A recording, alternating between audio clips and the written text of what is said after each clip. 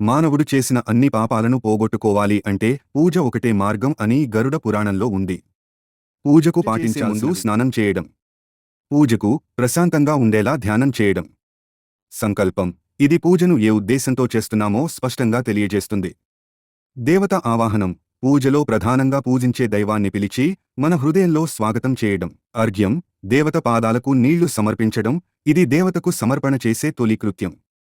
పాద్యం. భగవంతుని పాదాలు నీటితో కడిగి స్వచ్ఛత కల్పించడం. నైవేద్యం. భగవంతుని ఆరాధనలో భాగంగా పండ్లు, పాయసం, ప్రసాదం సమర్పించడం. ఆరతి. దీపం లేదా ధూపంతో భగవంతుని ఆరాధన చేయడం. మంత్రాలు. ఆరాధనకు సంబంధించిన ప్రత్యేక మంత్రాలు జపించడం. ప్రసాదం. పూజా సమయంలోని నైవేద్యాన్ని ప్రసాదంగా పంచడం. ప్రణామం. భగవంతునికి నమస్కారం చేసి పూజను ముగించడం. ఉద్వాసనం. పూజ అనంతరం దేవతను మరల తమ స్థానానికి పంపించడం,